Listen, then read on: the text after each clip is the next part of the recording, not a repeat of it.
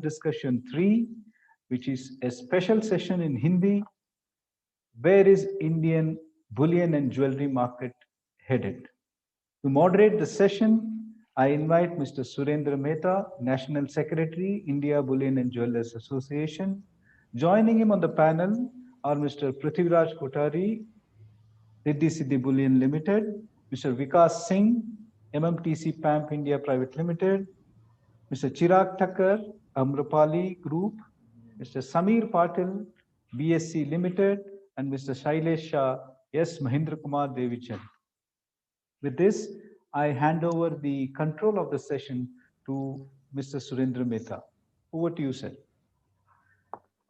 Thank you Shrivastava ji. बड़ा ही unique session हमने प्लान किया है और पूरा सेशन ये हिंदी में होगा और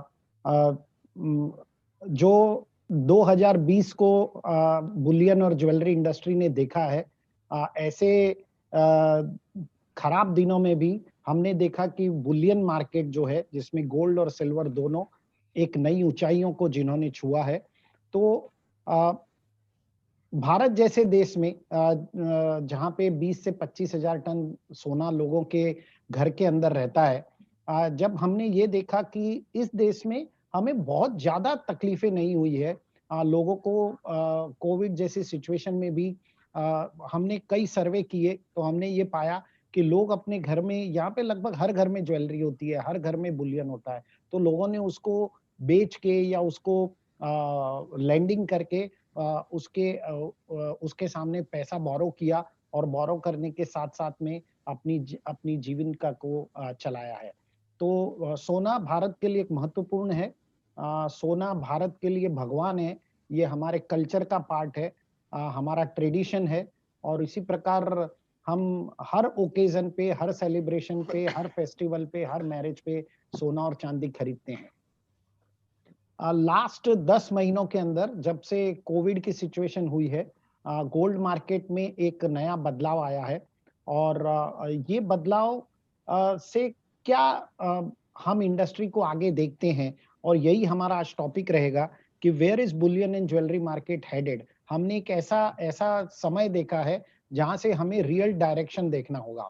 मैं सभी पैनलिस्ट का स्वागत करता हूं। पृथ्वीराज जी कोठारी जो India Boolean association jewellers association के प्रेसिडेंट हैं, श्री विकास सिंह जी एमएमटीसी पैम से, चिराग ठक्कर, शैलेश शाह और समीर पाटिल बॉम्बे स्टॉक एक्सचेंज से, आप सभी का बहुत बहुत स्वागत है। कोठारी जी, सबसे पहला सवाल मेरा आप ही से होगा कि पिछले 10 महीने में जो भी कुछ हो गया वो तो हम शायद उस चीज को अब ज्यादा डिस्कस नहीं करना चाहेंगे, लेकिन आपको क्या लगता है कि ये पिछले 10 महीने में आप हिंदुस्तान के सबसे बड़े बुलियन डीलर कहलाते हैं, तो आपको क्या लगता है पिछले 10 महीने में क्या चेंज हुआ है? क्या ऐसी चीज हुई है जो हमें एक नई सीख देती है?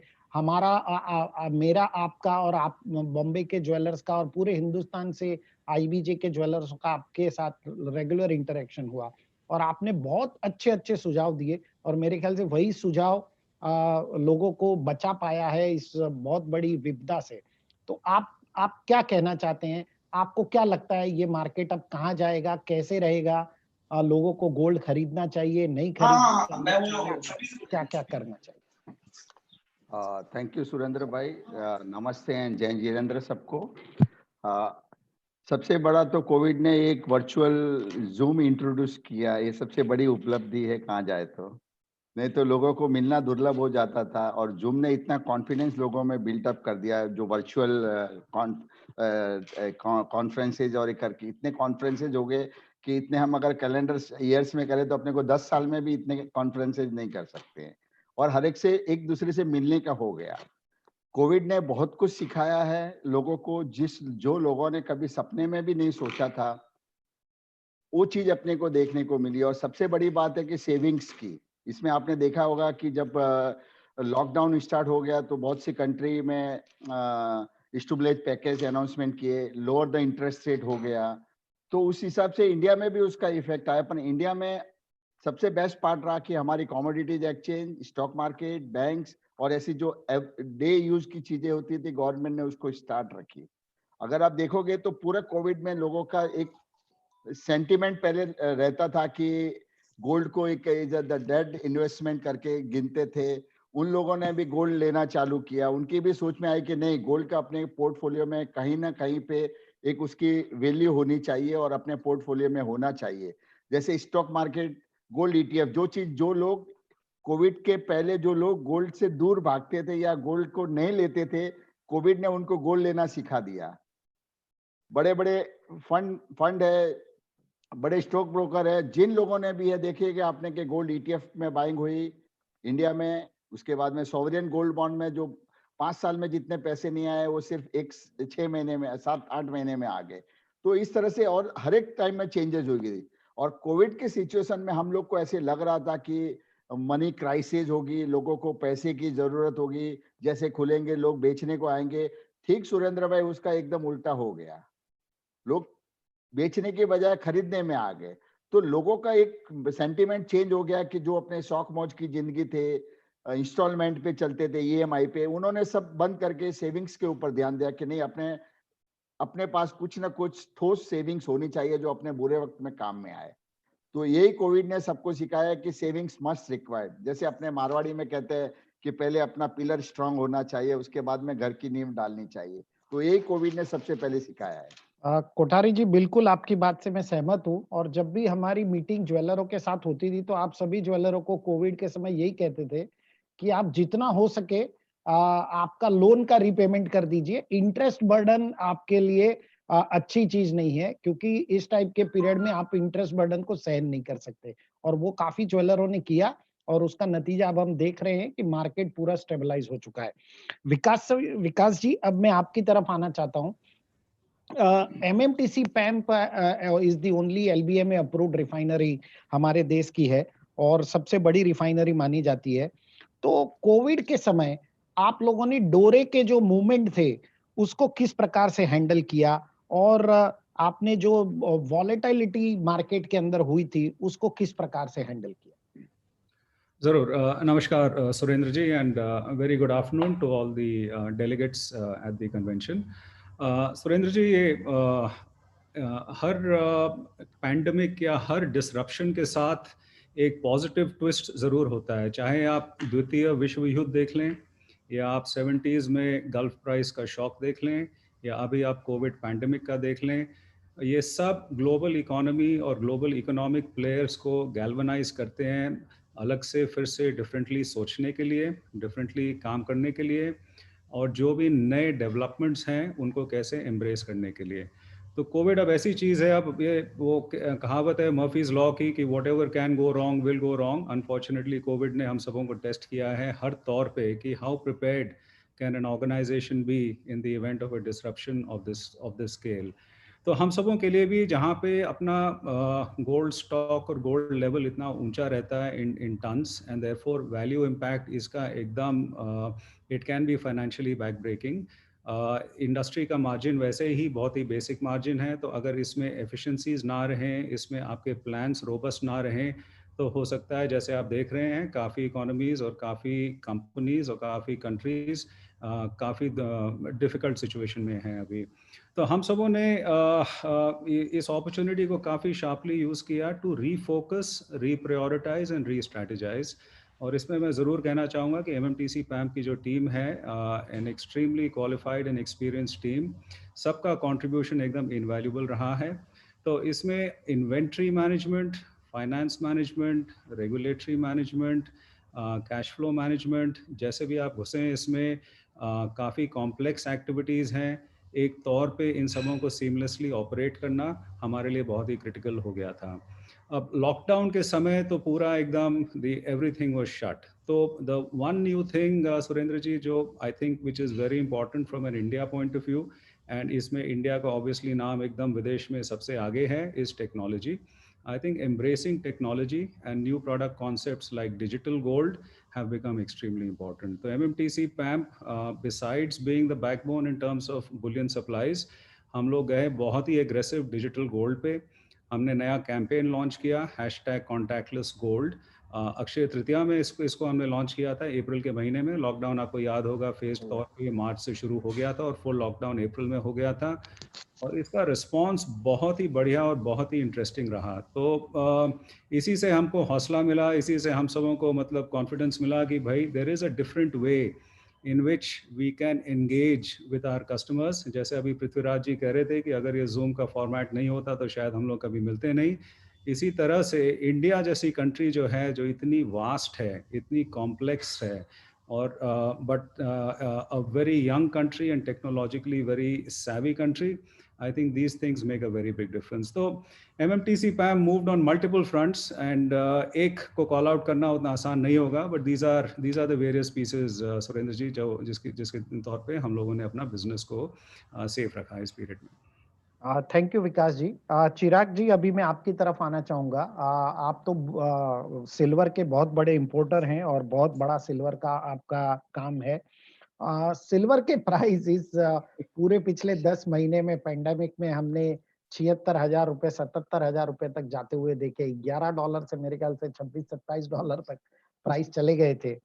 तो आपने इन सब सिचुएशन को कैसे हैंडल किया? और सिल्वर की सप्लाई और डिमांड अभी भी हम देखते हैं, पूरे कोविड पीरियड में मैंने देखा था कि भाव एक्सचेंज पे कुछ और चलता है, फिजिकल भाव कुछ और चल रहा है और बहुत वास्ट डिफरेंस होता है इस दोनों में। तो आपने इस चीज को कैसे हैंडल किया चिराग? Very good afternoon, Surendra bhai. It is a very nice platform, as Prithviraj ji said. It is very immense platform where हम सब साथ में मिलके इसके बारे में बात और चर्चा कर सकते हैं। तो सिल्वर प्राइसेस, सुरेंद्र जी, अगर आप देखें तो ये साल सिल्वर प्राइसेस के लिए रोलर कोस्टर रहा है।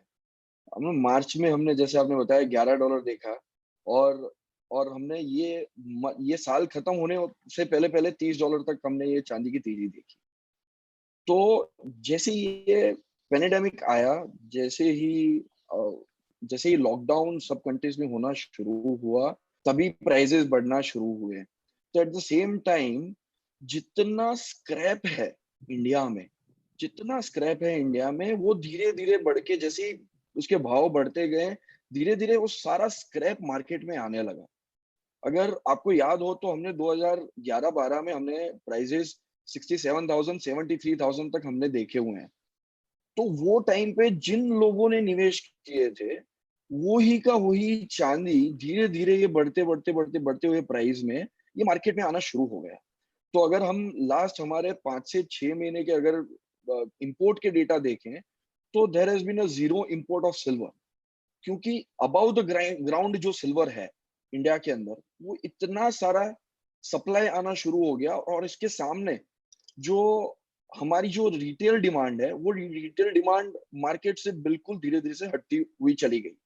Eight the same time lockdown में जब कई इंडस्ट्रीज जो सिल्वर का प्रयोग करती हैं उनके प्रोडक्शन में, उनका जो इंडस्ट्रियल आउटपुट है वो धीरे धीरे 3 महीनों के लिए घटता गया, ताकि इंडस्ट्रियल डिमांड भी मार्केट से बिल्कुल चली गई है।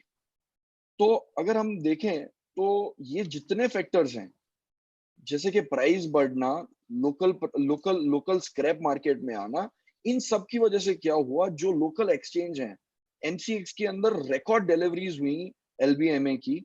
अभी भी आज की तारीख में भी वेयर हाउसेज में इतनी सारी चांदी पड़ी हुई है कि मैं ये देखता हूं कि अगले 3 से 4 महीने तक नया इंपोर्ट होना बहुत ही मुश्किल है, क्योंकि ये जो अबव द ग्राउंड जो चांदी है, जब तक वो रिटेल डिमांड और इंडस्ट्रियल डिमांड में जब तक ये जाती नहीं, तब तक भारत के लोगों के लिए it will be very tough to import new silver into the market. This is the situation. Chirag भाई, आपने कुछ बहुत ही इंटरेस्टिंग इंफॉर्मेशन दी है कि लास्ट 3-4 महीने से बिल्कुल इंपोर्ट नहीं हो रहा है। आपने ये भी कहा कि अबव द ग्राउंड जो सिल्वर है वो इतना ज्यादा है, लेकिन फिर भी मैं ये देखता हूँ कि जब भी हम सिल्वर के लिए किसी एनालिस्ट से बात करते हैं या बड़े लोगों से बात करते हैं तो सभी कहते हैं सिल्वर, अरे ₹1,00,000 तो कभी भी हो जाएगा। एनीवे, मैं उस आउटलुक पे आऊंगा बाद में, लेकिन सबसे पहले मैं समीर भाई के पास में जाना चाहता हूँ। समीर भाई, आपके लिए तो लॉकडाउन था ही नहीं, आप तो मेरे ख्याल से 25 मार्च से लगातार काम कर रहे थे और मेरा आपका इंटरेक्शन होता था। सारे कमोडिटी एक्सचेंज से हमारा इंटरेक्शन होता था और एक आप अपनी प्राइस डिस्कवरी पे लगे हुए थे और आईबीजे को भी जो रोज रेट डिक्लेयर करने होते हैं हम अपनी प्राइस डिस्कवरी पे लगे हुए थे। तो दोनों का कॉम्बिनेशन कहीं ना कहीं बीच में जाके हमने ये देखा था कि जो स्पॉट प्राइसेस है और जो एक्सचेंजेस के प्राइसेस हैं उस दोनों में बहुत फर्क नजर आया था। तो उस सिचुएशन को आपने कैसे हैंडल किया? और ऑफ कोर्स कोविड के अंदर मैं सब पूरा समझ सकता हूँ कि आप लोगों को बहुत मेहनत करनी पड़ी थी, कई स्टाफ को ऑफिस में रुकाना पड़ा होगा, कई लोगों को घर में। थोड़ा सा उसके बारे में भी संक्षेप में बता के बहुत क्विकली ये जो एक प्राइस डिफरेंस बीच में हुआ था इस सिचुएशन को आपने कैसे हैंडल किया, इस पर फोकस कीजिए। धन्यवाद Mehta ji. My good afternoon to all the fellow panelists and all the delegates attending today. Mehta ji, बहुत ही अच्छा सवाल किया आपने। ये पैंडेमिक ने एक चीज तो जरूर सिखा दिया कि there is no Saturday no Sunday, show must go on, work should be on 24/7। और इस बात की खुशी हमें कि हमने स्टॉक एक्सचेंजेस ने सारे लोगों को सुविधा पहुंचाई। बॉम्बे स्टॉक एक्सचेंज ने, जब मुझे अभी भी याद है जब सर्कुलर आया था, फर्स्ट सर्कुलर की एसेंशियल सर्विसेज ओनली चालू रहेंगी, तो उसमें कहीं भी ये नोटिफाई नहीं किया था कि स्टॉक एक्सचेंजेस चालू होंगे या नहीं होंगे। तो I remember we coordinating with the ministry of finance, SEBI, everybody, and then seeking clarification, and वहां पे फिर मेंशन करना पड़ा। और उसके बाद में तुरंत आपको याद होगा तो आधे घंटे बाद एक नोटिफिकेशन आया था कि stock exchanges are also included. So being a older station, we thought this is a responsibility, और हमने वो किया ताकि जितने सारे इन्वेस्टर्स है, ट्रेडर्स है, वो सफर नहीं हो पाए, क्योंकि बैंक्स चालू थे। तो और ये स्टॉक एक्सचेंजेस बहुत महत्वपूर्ण मार्केट है, तो इसके लिए उसके बारे में क्लैरिटी लेना बहुत जरूरी था। वो हो चुका। उसके बाद में अभी ये तो न्यू नॉर्मल है, वर्क फ्रॉम होम होता है। हमारे काफी जो कलीग्स है वो ऑफिस क्रिटिकल सर्विसेज में जो है, टेक्नोलॉजी में जो है, वो ऑफिस जाते हैं, ऑपरेशंस में जो ऑफिस जाते हैं, तो उनके लिए हम लोग ने 24/7 सर्विसेज रखी थी। और बहुत ध्यान रखा था कि कोई भी कलीग जो ऑफिस आता है वो पूरी तरह से सावधानी पर के, और टचवुड एक भी केस हमने देखा नहीं बीएससी में। और ये सब हमारी मैनेजमेंट का ये श्रेय है कि इन्होंने ये सब किया है। अब चलते हैं बुलियन की तरफ। बहुत ही ये जो काल रहा है बहुत ही महत्वपूर्ण काल रहा है। आपने कहा संक्षिप्त में बताइए, लेकिन मैं कोशिश करूंगा कि संक्षिप्त ही रहे ये। बट कहने के लिए इतने सारी चीजें हैं कि मुझे अभी एक विकास जो मेंशन कर रहा था कि every pandemic has an opportunity, तो मुझे याद है 2007 में जब गोल्ड कन्वेंशन था, तब मैंने एक प्रेजेंटेशन किया था, इवेंट्स एंड अपॉर्चुनिटीज। जब भी कोई इवेंट होता है, जैसे मैंने सीबीजी एग्रीमेंट बात की थी मैंने उस वक्त 99 में बैंक ऑफ इंग्लैंड का, फिर 2005 का लंदन बॉम्बिंग की बात की थी, तो फिर 9/11 का यूएस इंसिडेंट लिया था। तो हर बार आपने एक चीज देखा होगा कि गोल्ड में जो है बहुत अच्छी बढ़त आई है। तो दिस इज अनफॉर्चुनेट कि ये इवेंट आया, बट बेनिफिशियरी अगर कोई हुआ है तो वो गोल्ड है, क्योंकि प्राइसेस बढ़े हैं और इसके अंदर इन्वेस्टर्स को जो फायदा हुआ है, सिर्फ फायदा नहीं हुआ, बस जैसे आपने राइटली कहा, इन मुश्किल घड़ियों में अगर किसी के पास गोल्ड है, सेविंग्स है, तो वो आके बाहर अपने आप को सुरक्षित कर सकते हैं, वो बेच के सुरक्षित कर सकते हैं। अभी बीएसई ने इन पिछले 10 महीनों में क्या किया है आपको पता है। जब हमने BSE was always of the stand कि जब भी बीआईएस अपना रेगुलेशन करेगी इंडिया गुड डिलीवरी का, BSE will blindly follow it and not venture into creating self regulations, ताकि कंफ्यूजन नहीं हो मार्केट में। ये बहुत क्लियर स्टैंड था बीएसई का, जो हमने आप लोगों सबको कन्वे किया था। तो जब दिसंबर में बीआईएस ने अपना गुड डिलीवरी का डिक्लेयर किया था, तो याद है हम लोग दिसंबर में मिले थे। फर्स्ट मीटिंग हमारी प्रोडक्ट ग्रुप की हुई थी। फिर हम लोग ने आईबीजे को भी अपॉइंट किया ऑडिटर्स के हिसाब से। वी थिंक जब आत्मनिर्भर भारत बनना चाहिए तो इंडियंस को ज्यादा अपॉर्चुनिटी मिलनी चाहिए, और ऑडिटर्स भी हम लोग ने आईबीजे को अपॉइंट किया था कि एसोसिएशन हमारे साथ में चले गए।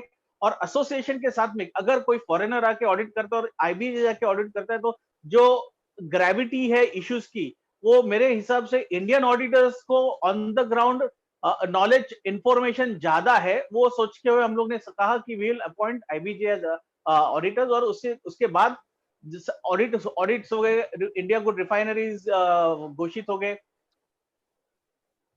ऑप्शंस ऑन गुड्स, इसके लिए हम लोग बहुत प्रयत्नशील थे। आप भी वो कमेटी के मेंबर थे जो सेबी ने अपॉइंट की थी, BSE was the lead exchange there. तो हम चाहते थे कि अभी जैसे फ्यूचर्स में ट्रेड होता है, आपको पता है सीटीटी बहुत बड़ी मात्रा में जाती है, तो उसको काउंटर करने के लिए ऑप्शंस ऑन गुड्स जो एक बहुत इंपॉर्टेंट सेगमेंट है, वो हम लोग ने सेबी से रिक्वेस्ट किया था कि आप अलाउ करो, एंड वी थैंक सेबी कि उन्होंने SCRA एक्ट अमेंड करके ये अप्रूवल दे दी। तो we are very very grateful. और 1 जून 2020, besides the pandemic, we were successfully able to launch options on good. आज की तारीख में गोल्ड मिनी में we are the largest contract for trading options on goods, और इसी के साथ साथ हम लोग हमने हर कॉन्ट्रैक्ट में फिजिकल डिलीवरी की है। We were also the first exchange to announce India Good Delivery guidelines. सिर्फ अनाउंस करने तक ही नहीं रहे, but we promise and we deliver. We were the first exchange, last contract जो एक्सपायरी हो गई थी बीएसई पे पहली बार इंडिया गुड डिलीवरी की डिलीवरी हुई है। हमारे पास 4 रिफाइनरीज है, Augmont, Parker, Sovereign and MD Delhi की। तो उसमें ऑगमोंट वो मुंबई और पार्कर गुजरात की 2 रिफाइनरीज के गोल्ड बार्स हमारे ऊपर डिलीवर हुए हैं। And we are very very proud to say कि आत्मनिर्भर भारत की तरफ जब हम बढ़ रहे हैं, तो फर्स्ट कदम जो हम लोग उठाया है उसमें डिलीवरी भी हो गई है और सक्सेसफुल डिलीवरी हो गई है। तो जैसे आज ये पहला कदम है, जो स्पॉट और फ्यूचर्स के भाव अभी जो फ्लक्चुएट होते हैं, जो डिफरेंस होते हैं, तो मेरे तरफ से मेरे ख्याल से ये पहला कदम है जहां पे ये थोड़ा स्टैंडर्डाइजेशन और स्टेबिलिटी दो मार्केट्स के बीच में ला सकते हैं। इसके अलावा और एक इंपॉर्टेंट चीज मैं कहना चाहूंगा कि गिफ्ट सिटी के अंदर जो इंडिया आईएनएक्स जो बीएसई का समीर भाई मैं वहां पे भी हम लोग ने गोल्ड और सिल्वर के कॉन्ट्रैक्ट लॉन्च किए हैं। सही मायने में international exchanges, international contracts launch किए हैं, और वहां पे हमारा सेटलमेंट जो है वो आईबीजे प्राइसेस से होंगे। तो इन अ वे हम लोग वोकल, जैसे सुंदरेशन जी ने कहा, वोकल फॉर लोकल, तो we are vocal for local and taking IBJ benchmark prices, India benchmark prices for overseas traders to come and participate and hedge themselves. And again, हम ये चाहते हैं कि ये हम सारा चीज इंडिया में भी रेप्लिकेट करें। धन्यवाद। थैंक यू समीर भाई, काफी अच्छे तरह से आपने एक्सप्लेन किया। विकास जी, मैं शैलेश भाई से कुछ पूछना चाहता था, लेकिन मेरे ख्याल से फिलहाल उनका कनेक्शन यहाँ पर नहीं है, नहीं हम उनको कनेक्ट कर पा रहे हैं। विकास जी, मेरा अगला सवाल आपसे है। आप कि जो एमएमटीसी पैम्प है वो एलबीए में अप्रूव्ड रिफाइनरी है। आप एलबीए में गुड डिलीवरी बार्स प्रोड्यूस करते हैं और उसको डिलीवर करते हैं, और अब ब्यूरो ऑफ इंडियन स्टैंडर्ड ने इंडिया गुड डिलीवरी को भी मान्यता दे दी है। और जैसा कि सुंदरेशन जी ने कहा, समीर भाई ने कहा, और जैसे कि right from prime minister everybody saying vocal for local, आत्मनिर्भर भारत, ये सब जो बात कर रहे हैं, तो कहीं ना कहीं हम अब इंडिया का भी गोल्ड प्रोड्यूस करेंगे। तो आप आगे जाके कैसे देखते हैं ये? मुझे इसमें आपको क्या लगता है, ये कंपटीशन होगा या इंडियन क्वालिटी इससे इंप्रूव होगी और हम एलबीएमए की तरफ जाएंगे? विकास जी। जरूर। तो इसमें 2-3 चीजें हैं सुरेंद्र जी। सबसे पहले शुरुआत तो तब होगी अगर हम एम्बिशन रखेंगे कि आईजीडी विल रिप्लेस एलबीएमए और इक्विवेलेंट। आई थिंक अगर हम ये एम्बिशन नहीं रखेंगे तो फिर obviously automatically in our minds ये बैटल शायद मुश्किल रहेगा, नंबर 1। नंबर 2, हम सबों को देखना चाहिए कि हमारे स्ट्रेंथ्स क्या हैं इसमें। अब चाइना के बाहर India is the largest consuming market in the world, तो we have to play to our strengths. अगर हम लोग इस आईजीडी को सक्सेसफुल नहीं बनाएंगे, अगर हम लोग ऐसे स्टैंडर्ड्स नहीं क्रिएट करेंगे which will be world beating, then I think वो in the context the way it is being imagined the journey will be more difficult. तो आई थिंक अगर हम लोग आईजीडी के entire regulations, provisions, standard, specifications अगर इस तौर पे प्लानिंग करें, so then over a period of time there should be no challenge for IGD to really become a benchmark metric for all bullion producers and consumers. अब इसमें दूसरी चीज़ ये भी देखिए कि इसके besides being a global benchmark setting standard, इसके और भी क्या फ़ायदे हैं। I think trying to bring the country onto a common plane in terms of quality, in terms of measures, in terms of standards, in terms of processes, in terms of equipment, in terms of most importantly, end product finish and quality. I think that is very important because अभी देखिए India का ambition है to how to be an export surplus country, and this is one category जो which can contribute enormously in this journey. So this is the way we should be seeing it. This is the way it is being worked on and planned for, and I see no reason why IGD का to compete with any other global standard should not be a challenge over a period in time. ये easy fight नहीं है, easy objective नहीं है, इसमें time लगेगा, पर जरूर इट्स अ डूएबल वन। विकास जी, आपने एक शुरुआत में एक बहुत इम्पोर्टेंट बात कही, क्या IGD India good delivery LBMA standard को रिप्लेस कर सकेगा? कोठारी जी, मैं आपसे ये पूछना चाहता हूं कि क्या हम वाकई में इसके रिप्लेसमेंट की सोच रहे हैं या हम इसके पैरेलल आने की सोच रहे हैं? क्योंकि ये आप जो कहेंगे ये मैसेज पूरे वर्ल्ड में जाने वाला है कि हमें अपना स्टैंडर्ड इंप्रूव करना है या हमें अपने उस स्टैंडर्ड को रिप्लेस करना है। हम क्या चाहते हैं, बेसिकली हिंदुस्तान क्या चाहता है? देखिए, सबसे पहले तो मैं बताना चाहता हूं कि हमें गर्व होता है कि हमारी कोई भी एक इंडियन कंपनी एलबीए में एग्रीगेट रिफाइनरी है। तो एमएमटीसी पेम जो आज रिफाइनरी है, वो आज हमें गर्व होता है कि इंडिया में भी हमारी एक बोल सकते हैं कि एलबीए में एग्रीगेट रिफाइनरी है। बट क्या होता था कि एक करने की जरूरत है, जैसे अभी स्विस है, स्विस कभी गोल्ड प्रोड्यूस नहीं करता है, बट आज भी आप देखोगे एजेड लोग होता है स्विस गोल्ड चाहिए, आपने देखा होगा, जबकि स्विस गोल्ड कोई प्रोड्यूस नहीं करता। अब हिंदुस्तान के अंदर हम 2004 से एक्सचेंज जब से आई है तब से हम एलबीए में डिलीवरी उतारते हैं। ठीक है, हमने जो प्रोसेस किया था, जो हमने जो सिस्टम बनाई थी, उसके लिए हम उस टाइम पे उतने मैच्योर नहीं थे, पर धीरे धीरे धीरे धीरे मैच्योरिटी आई। आज एक्सचेंज आके 16 साल हो गए हैं। गवर्नमेंट ने 97 में जब ओपन किया था गोल्ड इंपोर्ट को, देर उसके पहले रिस्ट्रिक्ट था, एसआईएल में आते थे, एनआरआई लाते थे, उसके बाद में 97 टू 2020 यानी 23 साल लगे हमें। हम अब मैच्योर्ड से अभी बड़े बन गए हैं। तो हमें चाहिए कि हमारा जो इंडियन स्टैंडर्ड है, जैसे आपने देखा जब जिस दिन हमने इंडिया गुड डिलीवरी का लॉन्च में प्रोग्राम में सेबी के मेंबर्स मोहंती जी ने कहा था कि इंडिया क्यों नहीं बोल सकती कि इंडिया गोल्ड है, हम हमारे गोल्ड पे क्यों नहीं हो सकते। तब हमने काफी सालों से इसको लाने के लिए मेहनत की है, कम से कम 6-7 साल लगे हैं कि हमें भी चाहिए कि रिस्पॉन्सिबल गोल्ड हो, उसकी पूरी प्योरिटी हो, और जस्ट लाइक एलबीए में, हम एलबीए में की उसको रिप्लिका करना चाहते हैं इंडिया गुड डिलीवरी को। हम हमारा नया इंस्ट्रूमेंट उसमें कोई ऐड नहीं करने हैं।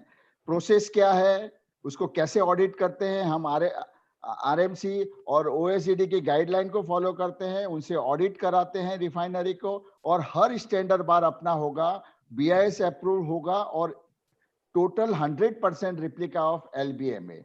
हमारा पूरा प्रोसेस वही है कि प्योरिटी, टॉलरेंस, नो नेगेटिव, उसमें कोई भी नेगेटिव टॉलरेंस नहीं देंगे, प्योरिटी होगा, सीरियल नंबर बार होगा, बीआईएस मार्क होगा, हर चीज से 100% सिक्योर और बायबैक होगा। जिस रिफाइनरी का माल होगा उसका मार्क होगा, टेस्टेड सर्टिफिकेट होगा, और थर्ड पार्टी वेरिफिकेशन होगा उसका प्योरिटी का। तो सिस्टम को इतना हार्ड और ये बनाया है कि आप देखोगे सुरेंद्र जी की एक प्रोसेस करने में, हमें ऑडिट करने में रिफाइनरी को 1-1 साल लगे, 9-9 महीना सिर्फ रिफाइनरी को आरएमसी और ओएसडी की गाइडलाइन फॉलो करते करते 9 महीने के बाद में आज जाके हम अप्रूव हुआ कि एक्सचेंज के अंदर डिलीवरी हुई है, जिसे एनएससी बीएससी के अंदर डिलीवरी हो चुकी है, और अभी एमसीएक्स में उसका प्रोसेस चल रहा है।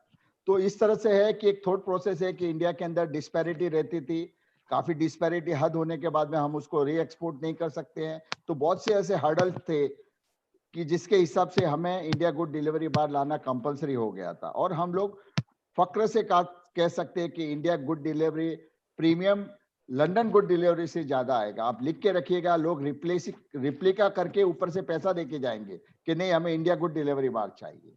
ये आप बहुत थोड़े टाइम में देखोगे कि इसकी रिप्लिका इंडिया गुड डिलीवरी बार लेके जाएगी। कोठारी जी, बिल्कुल आपकी बात से मैं सहमत हूँ, और ऑडिट एक बहुत ही कम्बरसम प्रोसेस होता है, और जब स्ट्रॉन्ग ऑडिट होती है, क्योंकि मैं खुद चार्टर्ड अकाउंटेंट हूँ, तो मैं बहुत अच्छी तरह समझ सकता हूँ कि ऑडिट, और जब आप रिस्पॉन्सिबल सोर्सिंग की ऑडिट RMI और OECD गाइडलाइंस के ऊपर जब आप ऑडिट करवाते हैं इंटरनेशनल फर्म ऑफ रिप्यूट से, तो बहुत ही ये मुश्किल काम होता है। लेकिन एक बात मेरे ख्याल से स्पष्ट होती है कि हम किसी को स्टैंडर्ड को रिप्लेस नहीं करना चाहते हैं, मगर हम उस स्टैंडर्ड को मैचिंग करना चाहते हैं।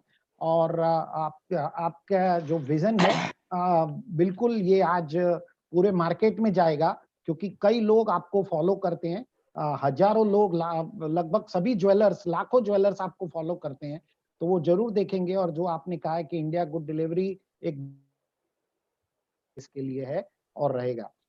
अगला सवाल मेरा चिराग भाई आपसे है। आपने जब सिल्वर की ये बात की कि सिल्वर ग्राउंड के ऊपर बहुत ज्यादा है और अभी इंपोर्ट भी नहीं हो रहा है, इस लॉकडाउन पीरियड के अंदर कितना सिल्वर ऐसा होगा जो आपको लगता है कि स्क्रैप के रूप में आया होगा मार्केट के अंदर? कोई अंदाजन, या आप आपका खुद का ऑर्गेनाइजेशन का एक एग्जांपल दें।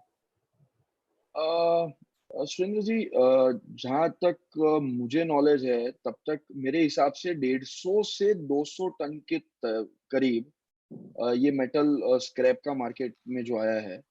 और मेरे हिसाब से ये जो आंकड़ा है, ये आंकड़ा सही है या गलत, मेरे हिसाब से Vikas ji would be better to tell you, because उन्होंने सारे रिसोर्सेज से, रिफाइंड रिसोर्सेज से सिल्वर रीरिफाइन किया है।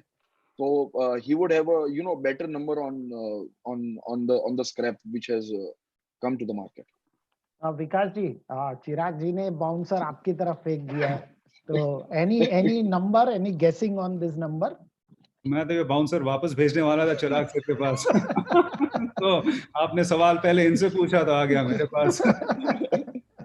देखिए, एस्टिमेट करना बहुत मुश्किल है सुरेंद्र जी। ये इसका टू पुट अ नंबर कि कितना आया, कितना आएगा, आई मीन या तो MCX को एक बेंचमार्क रखें कि कितनी इन्वेंट्री और कितना मूवमेंट है उसमें, और टोटल वॉल्यूम कैसे हो रहा है, या टोटल मंथली वॉल्यूम्स कैसे ट्रांजैक्ट हो रहे हैं। लेकिन कोविड के माहौल में सब लोग जानते हैं कि मंथली वॉल्यूम्स का काफ़ी इम्पैक्ट है, तो इसका एस्टिमेट लगाना काफ़ी मुश्किल है। तो इसमें मैं बाउंसर वापस दूंगा चिराग जी को कि शायद वही एस्टिमेट लगा दें, सिल्वर के एक्सपर्ट वही हैं, and let him give us a number. चलिए, ये तो बाउंसर एक दूसरे पे फेंकने की बात हो गई।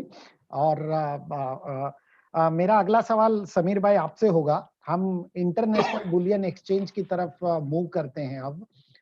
समीर भाई, आपको क्या लगता है इंटरनेशनल बुलियन एक्सचेंज के सक्सेस का की क्या है? आप एक्सचेंज, उस जमाने से आप एक्सचेंज के अंदर काम कर रहे हैं और एक्सचेंज से रिलेट करते हैं, और स्पेसिफिकली कमोडिटी एक्सचेंज से, जब कोई शायद कमोडिटी एक्सचेंज समझता भी नहीं था।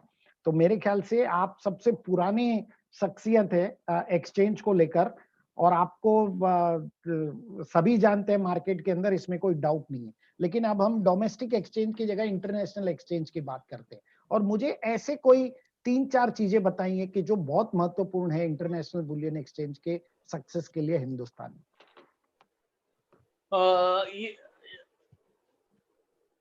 मेहता जी, अगर आप मुझे ये सवाल 1 साल पहले करते रहा तो मैं आपको 1, 2, 3, 4 सारे पॉइंट बता देता। लेकिन अब आज हम ऐसी कगार पे है कि पिछले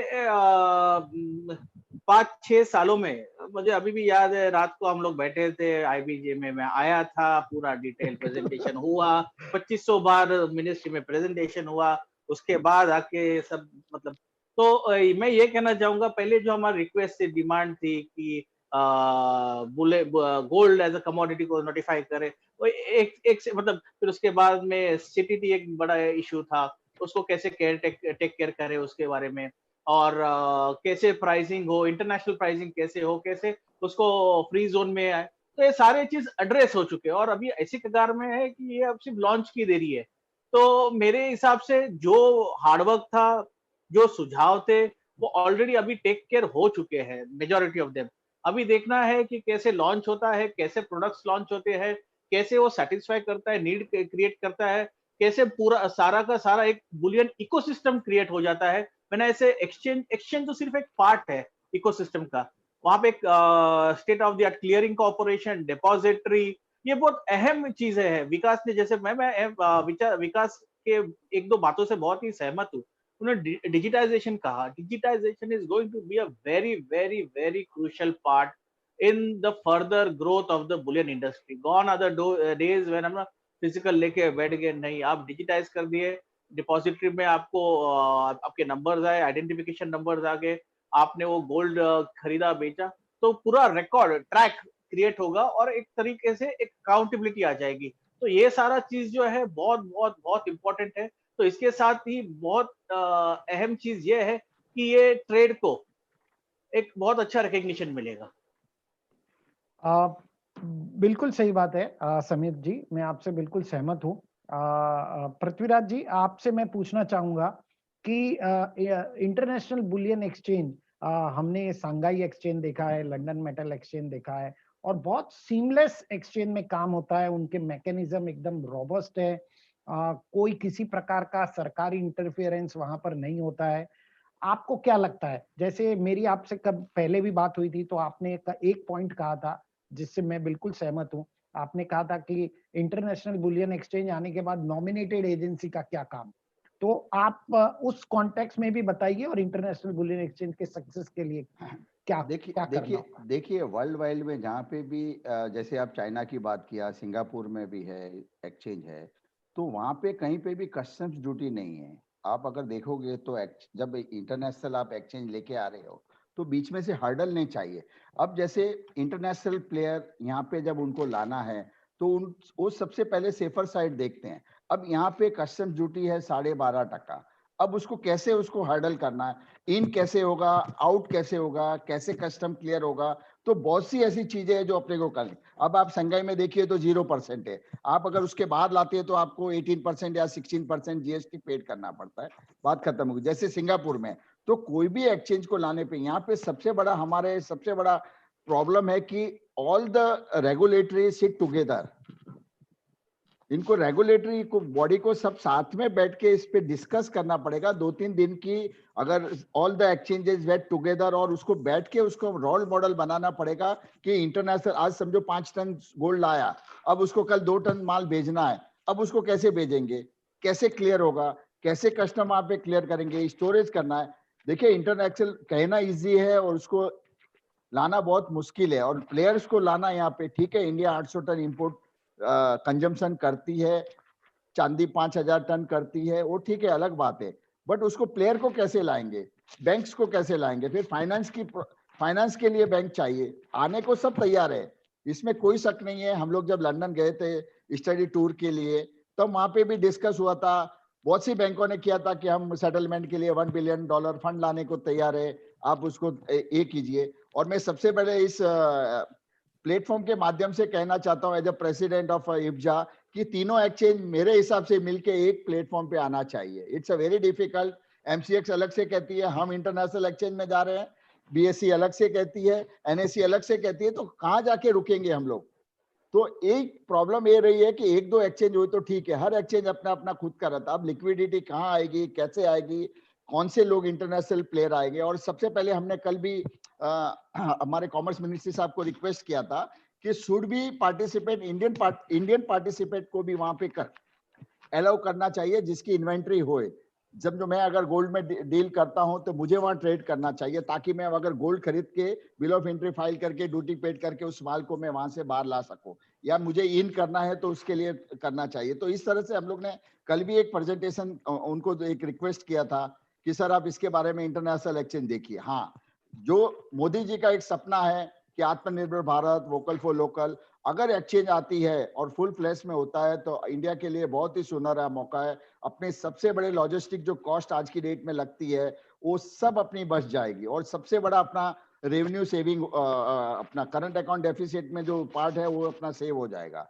तो मेरे हिसाब से 1 या 2 इंटरनेशनल एक्सचेंज आनी चाहिए, और उसके साथ में सिस्टम को फॉलो करना चाहिए कि उसको इंटरनेशनल प्लेयर को कैसे सहूलियत मिले, उनके माल कैसे मूव होए, कैसे उसके लिए फंडिंग होए। इस तरह का हर एक स्ट्रक्चर बना के साथ में बैठना चाहिए। एक अलग चलता है, दूसरा अलग चलता है, तीसरा अलग चलता है, ministry of commerce, ministry of finance, RBI, सबको साथ में बैठ के रेगुलेटरी, अपने जितने यहाँ पे डिपार्टमेंट के रेगुलेटरी है उनको सब साथ में बैठ के डिस्कस करना चाहिए कि इसको कैसे इम्प्लीकेबल करके और बहुत जल्दी इसको स्टार्ट करना चाहिए।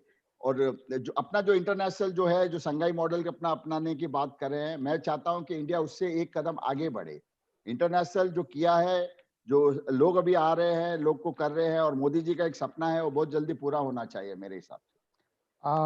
कोठारी जी, जस्ट दो दिन पहले ही एक गिफ्ट सिटी के लिए जो बैंकिंग रेगुलेशन के जो बैंकें क्या क्या काम कर सकती है उसका नोटिफिकेशन इश्यू हुआ, और मेरे ख्याल से एक वहां पर वर्किंग ग्रुप बनाने की भी बात है।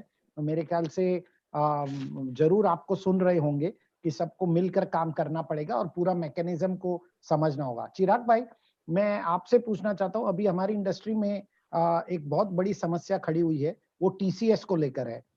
टीसीएस यदि कमोडिटी एक्सचेंज से माल खरीदते हैं तो टीसीएस नहीं लगता है, यदि कोई डायरेक्टली रिफाइनर है तो उसको टीसीएस नहीं लगता है, लेकिन जो कोई इंपोर्टर है उसको भी टीसीएस नहीं लगता है। लेकिन जैसे ही आगे हम माल बेचते हैं तो टीसीएस कलेक्ट करना पड़ता है, और TCS in most of the cases ऐसा हो रहा है कि टीसीएस का अमाउंट मार्जिन से ज्यादा है। तो इस चीज को आप कैसे हैंडल कर रहे हैं और कैसे देखते हैं? एक्चुअली सुरेंद्र जी, इसको हैंडल करने का तो कोई सिचुएशन है नहीं, कोई सॉल्यूशन है नहीं, बिकॉज ये जब से आया है, जब से आने वाला था, तब से even through IBJA we have notified lots of government agencies. हमने काफी गवर्नमेंट को काफी सारी चिट्ठियां लिखी हैं, कहते ये रिक्वेस्ट करने के लिए कि गोल्ड और सिल्वर को इससे बाकात रखा जाए, कि जैसे आपने बताया आज की तारीख में अगर एक्सचेंज से डिलीवरी लेता है तो टीसीएस नहीं लगता है, तो और रिफाइनर को टीसीएस नहीं लग रहा है। तो आज अगर हम आज की तारीख में देखें तो हमारे भारत में जो गोल्ड की डिमांड है वो अब सीजनल हो रखी है। ऐसा नहीं है पहले जैसा, आज से 4 साल पहले, 5 साल पहले ये परिस्थिति होती थी कि महीने में 20 दिन ऐसे होते थे जब गोल्ड बिकता था। अभी ऐसी परिस्थिति है कि जब ये डिमांड आती है, जोरों से डिमांड आ जाती है, फिर अचानक से डिमांड सारी की सारी चली जाती है। तो ये क्या हो रहा है, अगर मैं मेरे सिर्फ लास्ट 3 महीने का अगर मैं आपको अनुभव बताऊं, ये कहता है कि अगर मैं रिफाइनरी से इंपोर्ट हो रहा है तो भैया मेरे को थोड़ा सा मार्जिन ज्यादा मिल रहा है, पर eight the same time refinery Indian good standard होते हुए भी हमको थोड़े से एलबीएमए के रेट से थोड़े से डिस्काउंट में बेचनी पड़ रही है।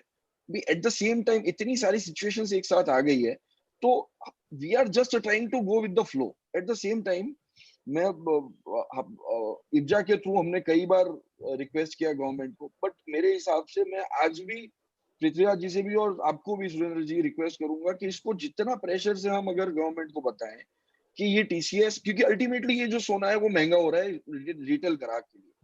अल्टीमेटली शायद मान लो वो जा रहा है ज्वेलर को, जा रहा है ज्वेलर से आगे शायद छोटे ग्राहकों को जा रहा है, अल्टीमेटली वो इतना महंगा जा रहा है। ये मेरा कहना है। सुरेंद्र भाई, हाँ कोठारी मेहता जी, मैं कुछ कहना चाहूंगा। एक मिनट, कोठारी जी कुछ कह रहे हैं। सुरेंद्र भाई, सबसे पहले मैं ये बताना चाहता हूँ कि टीसीएस लाने की वजह है कि फेक इनवॉइसेस मार्केट के अंदर बहुत घूमते हैं, लोग सब जानते हैं। बट गोल्ड और सिल्वर की मैं बात करूँ तो इसमें हम लोग 100% इंपोर्ट ही गोल्ड करते हैं, इसमें कोई लोकल मैन्युफैक्चरिंग कोई है नहीं है। और प्लस सेकंड चीज है कि इसमें वैल्यू एडिशन भी नहीं है। अगर मैं ज्वेलरी, गोल्ड से ज्वेलरी बनाता हूं तो भी जीएसटी 3% है, और हम लोग जब 700-800 टन गोल्ड इंपोर्ट करते हैं तो हम पूरा आईजीएसटी पेड करके माल लाते हैं। तो वहां पे कहीं पे भी फेक इनवॉइसेस के चांसेस रेयर है, क्योंकि इसमें कुछ एडिशन भी नहीं है। अब 3% हम पेड करके लाते हैं, आगे 3% में बेचते हैं, ज्वेलरी भी मैन्युफैक्चरिंग होती है तो 3% में जाते हैं।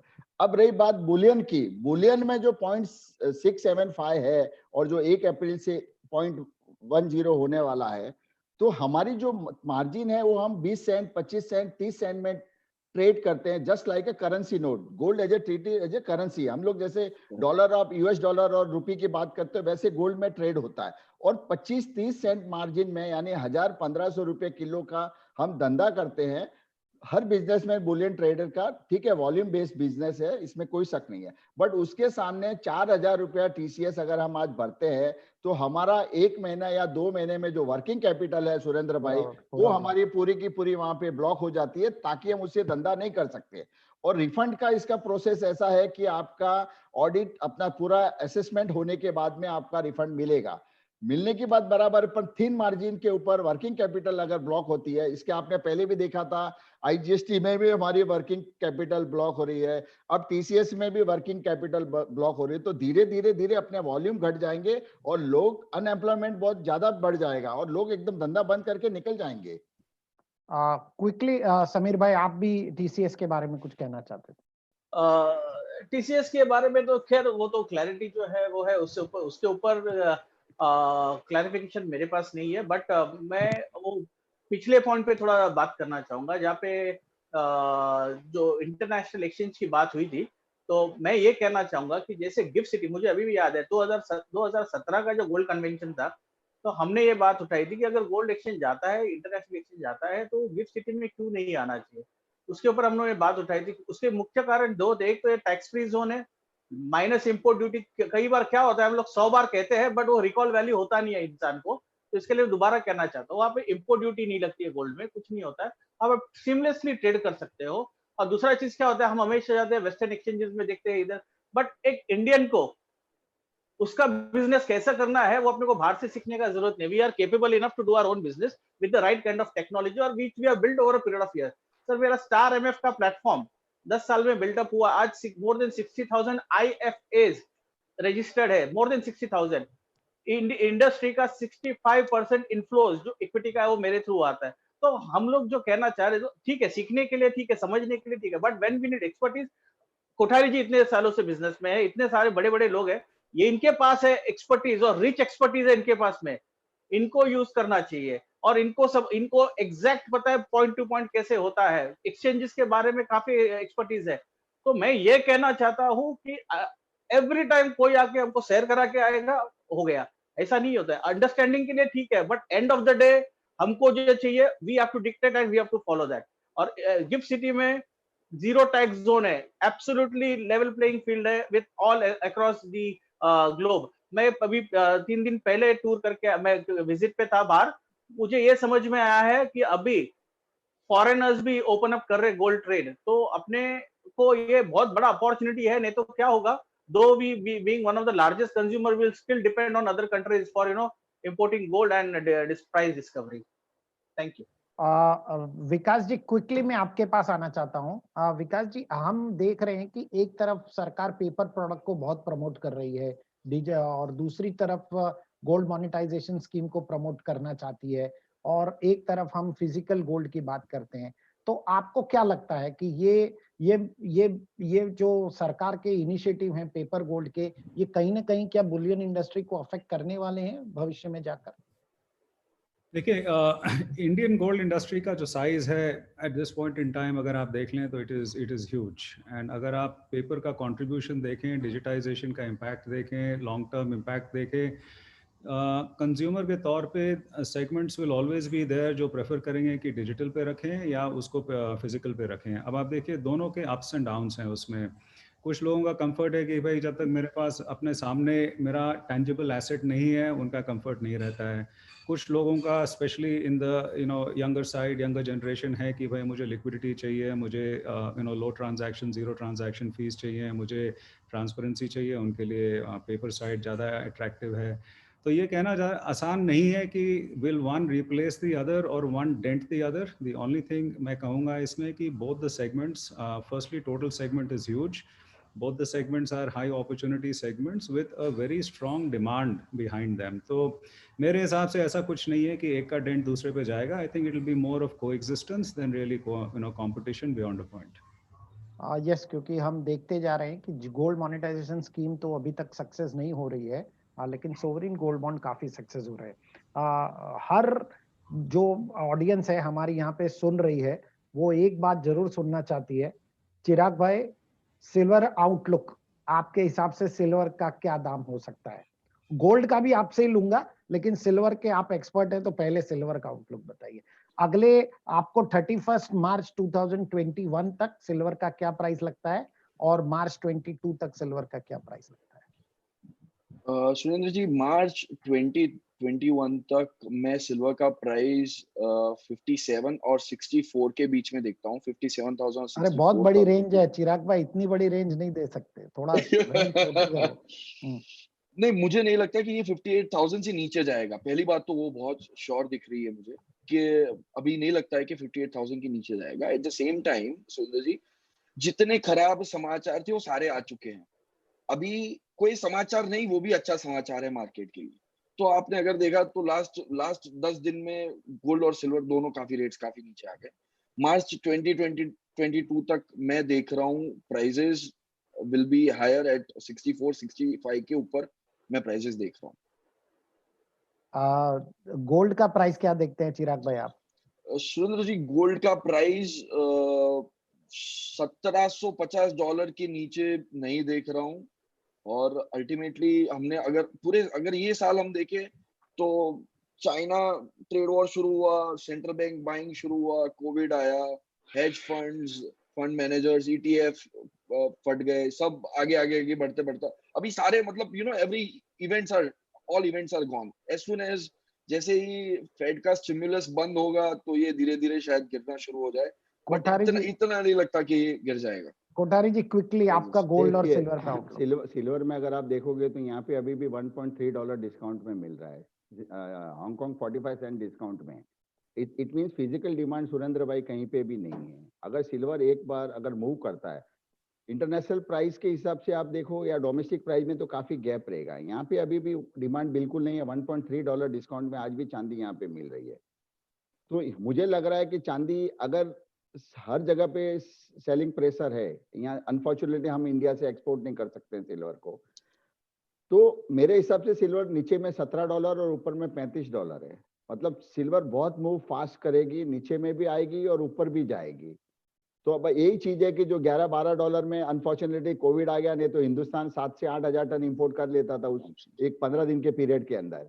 पर अनफॉर्चुनेटली हम लोग कहीं फिक्स नहीं कर सकते थे, M2M नहीं दे सकते थे, बहुत से इश्यूज थे जो हमने कभी बहुत सालों पहले देखी थी। चांदी की $11 आ गई थी। तो सिल्वर का मूवमेंट काफी रहेगा। लोग अगर कॉमोडिटीज एक्सचेंज में करते हैं तो बी कॉशियस, स्टॉप लॉस डालिएगा। बाकी $17 से $35 की रेंज देख कर रहा हूँ, और उसके बाद में अगर 2021 एंड तक तो $41 तक मैं देख रहा हूँ सिल्वर को, और मैं सिल्वर में काफी बुलिश हूँ। हाँ, गोल्ड अभी भी waiting for stimulus package announce but USA एक बार स्टिमुलस पैकेज जनवरी में अनाउंस करता है, उसके बाद में रैली आएगी, नहीं तो फिर $1617 के अंदर ही मूव करेगा। अगर स्टिमुलस पैकेज एवरीवन वेटिंग अगर वो आ जाता है तो फिर $2100 की रैली हो जाएगी। तो इन टर्म्स ऑफ रूपी 47,000 डाउन साइड है, और ऊपर में 52, 53, 54, 57 वो भी क्रॉस कर जाएगा। और सिल्वर में अभी भी यहाँ डिस्पैरिटी रहेगी अगर प्राइस मूव होता है। अभी आप देखेंगे गोल्ड के साथ में सिल्वर नहीं चल रहा है, गोल्ड डाउन होता है तो सिल्वर रुक जाता है। Silver because of the base metal आपने देखा, कॉपर, प्लेटिनियम, पैलेडियम सब मूव किया है, तो सिल्वर भी उसके साथ अब मूव करेगा। अब गोल्ड के साथ में सिल्वर उतना मूव नहीं करेगा। तो मेरे हिसाब से गोल्ड एक रेंज बाउंड हो जाएगा, बट सिल्वर में काफी वॉलेटिलिटी रहेगी।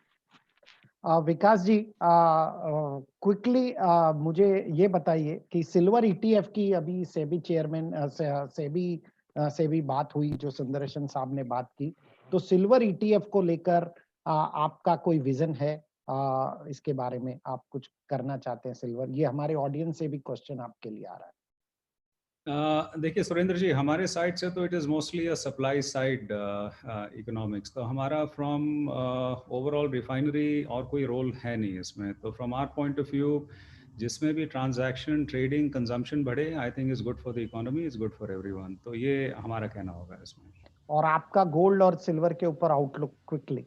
वो तो ऑलरेडी इस क्वेश्चन को मैं पास करूंगा, इसमें हम लोग नॉर्मली बोलते नहीं है कुछ, बट पृथ्वीराज जी ने बोल दिया है, चिराग जी ने बोल दिया है, तो मेरे हिसाब से सिल्वर ईटीएफ के बारे में हम लोग काफी सालों से सेबी के साथ में डिस्कस कर रहे हैं, बट इस एसेट क्लास में सिल्वर नहीं आती है, उनका कहना है। तो पहले हमको समीर भाई आप उसको जरा कीजिए कि उसको एसेट क्लास में डालिए, क्योंकि गोल्ड को एसेट क्लास में ले रहे हैं, सिल्वर को ले रहे हैं, तो आप उसको करके हाँ ये कर लेते हैं। इतने लोगों के पेंडिंग है कि सिल्वर हमें रखने की, उठाने की सबसे बड़ी प्रॉब्लम होती है, ये तुरंत कर लेंगे। और सबसे ज्यादा लोगों को सिल्वर में रिटर्न भी अच्छा आता है, रिटर्न अच्छा आ रहा है, और उनको इन्वेस्टमेंट करने के लिए एक अपॉर्चुनिटी अलग से मिल जाएगी, क्योंकि हर आदमी एक्सचेंज के अंदर ट्रेड नहीं कर सकता है। सर मेरे पास में अभी जो एक्सचेंज में डिलीवरी हो रही है वो फिजिकल नहीं, इन्वेस्टर ले रहे हैं, क्योंकि उनको बदला छूट रहा है सिल्वर में। Exactly. I think we are running short of time. बहुत मेहता ही जी, बढ़िया पैनल डिस्कशन। मेहता जी हाँ। एक ही मैं आउटलुक नहीं दे पाऊंगा, बट मैं एक कहूंगा, आपने एक सवाल किया था कि भले हम इसको रेप्लिकेट करेंगे आईजीडी को एलबीए में से, तो मैं उसका है ना एक ही बहुत सिंपल लाइन में एक जवाब देना चाहता हूँ। और उसको है ना, मैं थोड़ा क्रिकेट का बहुत बड़ा फैन हूँ मैं, तो क्रिकेट से थोड़ा सा उसको मैं मैच करना चाहूंगा। सचिन तेंदुलकर जो लेजेंड है क्रिकेट के, सारे रिकॉर्ड्स तोड़ दिए उन्होंने सब, और मैं उनका बहुत बड़ा भक्त हूँ।